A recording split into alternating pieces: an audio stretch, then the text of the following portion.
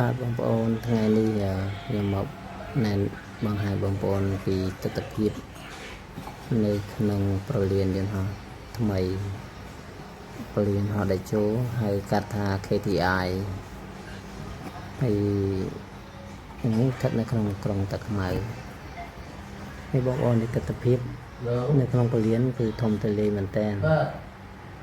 មានដើមឈើមានកន្លែងថតដូចច្រើនជាពិសេសកន្លែងចតឡាននេះធំមែនតើបងប្អូនឆ្ងាយកន្លែងចតឡានហ្នឹងគឺឆ្ងាយពីកន្លែងទៅទទួលភ្ញៀវនិងកន្លែងភ្ញៀវឡើងយន្តហោះដើរមកបែកញើសដែរណាសម្រាប់យើងក្មេងៗដើរអត់អីទេមនុស្សចាស់ដើរហត់នេះឯអាងទឹកដែលគេធ្វើដាក់ទុកគ្រាន់ឲ្យភ្ញៀវចេញចូលមើលនេះគឺខ្ញុំបាទនេះបងប្អូននេះអាងទឹកនេះគឺកែធ្វើដែរបងប្អូនគេធ្វើឲ្យហូរទឹកតិចទឹកថ្លាមែនតើហើយឈរនៅក្បែរហ្នឹងគឺយើងតិចដោយសារវាមានចំហាយទឹកហ្នឹងបងប្អូន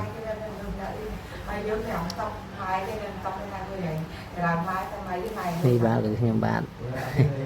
ហើយហ្នឹងអត់មានអីទេមានតែណែនាំបង្ហាញបងប្អូនពីផ្លូវចូលទៅក្នុងពលានហើយក្នុងពលានហ្នឹងមានដើមឈើពណ៌ខៀវស្ងាត់ហើយ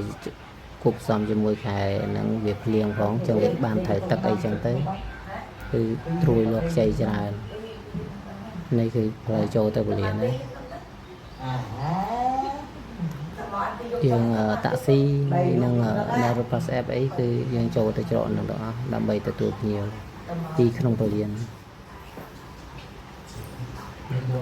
ឆ្ងាយបងប្អូនឆ្ងាយមែនតើយើងដើរពីចំណតឡានទៅឆ្ងាយសម្រាប់មនុស្សចាស់គឺគាត់ដើរទៅដឹងទៅហត់ហើយអស់ខ្យល់ហ្មងអូគេបីវាហ្នឹងបាទនៅពលានចាស់គឺចិត្តមែនតើពីចំណតឡានដល់មកពលានថ្មីគឺគេបរិទ្ធធំចឹងទំហំដីរាប់សែនហិកតាចឹងគឺយើងឆ្ងាយនេះឲ្យបងប្អូនឃើញសិតតែសាច់ញាតិជូនដំណើរបងប្អូនទៅប្រទេសក្រៅសាច់ញាតិគាត់ហើយនិមិត្តអ្នកឡើងតែម្នាក់ទេឡើងយន្តហោះប៉ុន្តែយើងមានសាច់ញាតិបងប្អូនជួយដំណើរគាត់មានបាច់ផ្កាមានអីចឹងទៅហើយឥឡូវស្ងាត់តែបងប្អូននៅក្នុងពលាន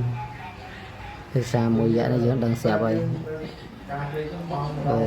ភ្ញៀវបរទេសភ្ញៀវចិនអីគឺទៅវិលត្រឡប់ទៅស្រុកកំណើតវិញអស់ហើយចឹងមានតែភ្ញៀវបរទេសមួយជនជាតិផ្សេងចូលមកស្រុកខ្មែរមួយទេអត់មានភ្ញៀវច្រើនដូចមុនទេបងប្អូនមើលអ្នកឡាសិលាអត់មានភ្ញៀវដើរទេមានតែអ្នកជូនដំណើរចឹងមិនថាសេដ្ឋកិច្ចយើងរៀងធ្លាក់ជាងមុនឆ្ងាយមែនតើពីមុនអ៊ូអពលានមនុស្សដើររកផ្លូវដើរចង់បានទៅលេងដើរសង្ប៉ះនេះតែឥឡូវគឺដើរទៅលាយមកផ្លូវដើរម្នាក់ឯងនេះបងប្អូននេះផ្លូវកន្លែងដែលឆក់ចាំទទួលភ្ញៀវធំទៅលាយតែមានតែមានអត់មានមនុស្សទេមានតែទីធ្លាអូខេ